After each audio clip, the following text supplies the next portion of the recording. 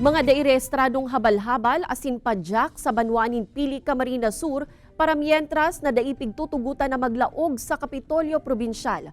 Driver ka na sambit ng mga lunadan kaipuhan subuot na magkuan in special permit halit sa lokal na gobyerno tanganing matugutan na makapadagos sa saindang paghahanap buhay sa Laugkan Compound. Yan ang tinutukan live ni Jessica Kalinog. Jessica.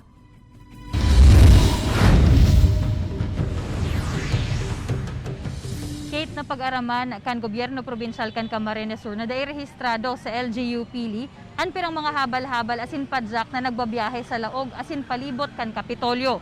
Kaya sa lindong kan sarong executive order, pigo-obligar na kan LGU Pili ang gabos na nagkakayod sa bilog na banwaan na magparehistro kan sa indang mga lunadan.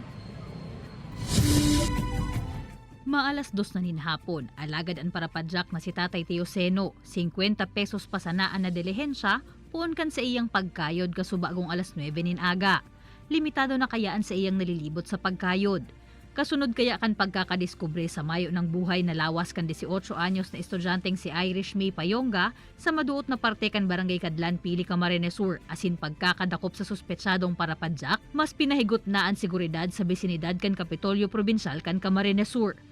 Ang mga parapadyak asin habal-habal na sa palibot kan Kapitolyo ang ruta para mientras na daipigtutugutan na makalaog sa Capitol grounds. Nakakitakan kami, nakadamay po sa mga daiman ng libo. Hanap buhay mi, ayaw na pagkakami. Ayaw, gutom na kami. Dahil po kami nakalaog sa ano. Araw kaniyo, pirang aldaw kami dahil nakakuyan. Grabe naman sa muyang pagtiyas ka nila.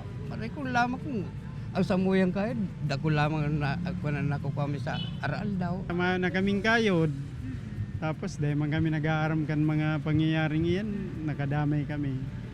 Ang pigirereklamo man lang, dapat ko na magigpit sinda, banggi, bagong aga. Kaya ka nakalihis na aldaw, nagpasiring subuot ang mga parapadyak, habal-habal driver asin mga tricycle driver sa munisipyo kan Pili, tanganing maghagad nin tabang sa saindang sitwasyon. Pagtaong doon ni Pili Acting Mayor Francis Belen, mismong ang gobyerno probinsal ang nagpautob kan mahigot na seguridad asin bakuman ang LGU Pili. Pig-inform po kita after katong nangyari, pig-istriktuhan po, kaya pigbawalan kasi na-found out po na ini po mga habal-habal ed mga parapadyak unregistered. Ang rehistrado lang po itong mga tricycle. Kaya ito po mga tricycle, tigtutugutan manggiraray.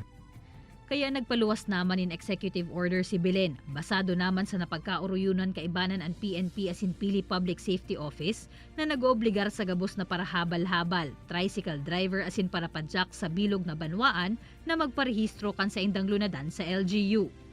Masairarom sa profiling ang lambang driver, ipepresentar ang mga lisensyang igwasinda asin dapat na igwanin identification card sa kada pagbiyahe. January of the year, marirehistrohan na naman.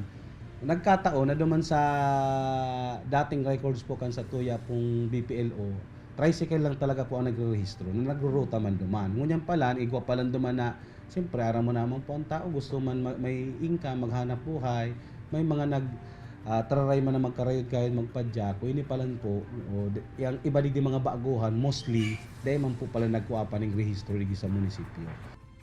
Matao man subuot nin sticker ang LGU sa mga maparehistrong parakayod kung mapatotoo na ang mga inilehitimo, rekognisado asin nag-agi sa screening kan munisipyo, sinda sana ang tutugutan na magsakay nin pasahero. Ikakampanya man subuot kan LGU na ang mga pasahero dahil dapat na magsakay sa mga lunadan na mayong sticker asin mayo nin nakadisplay na ID.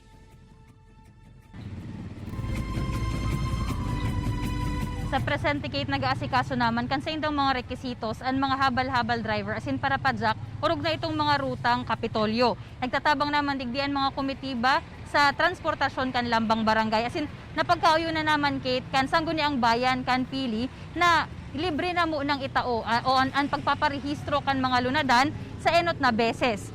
Ongon yan igwasindan in 15 days poon kan November 3 para i-accomplish ang sa indang registration.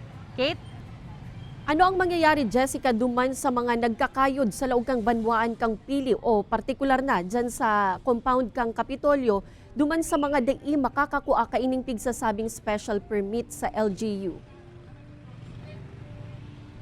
Sigon sa LGU, Kate, igwanin penalidad na 500 hanggang 2,000 pesos para duman sa mga madadakop na nagbabiyahe na mayo nin rehistro. Asin ang pinakamagabat, pwedeng i-impound an sa indang lunadan. Alagad, sigon sa LGU, habo na ko ta ninda na mag-abot pa sa arog kaini na sitwasyon ana mga driver. Lalo na itong mga nagkakayod, taaram ninda na iniman lang sa indang hanap buhay. Kaya pigian kami narman nga ni ang gabos na asosasyon, asin na mga grupo kan mga nasa sektor kan transportasyon sa banwaan, na kung ano na ang oportunidad na ini, tanganing maiparehistro an sa indang mga lunadan, asin marekognisar kan LGU. Kate? Jos Mabalos, Jessica.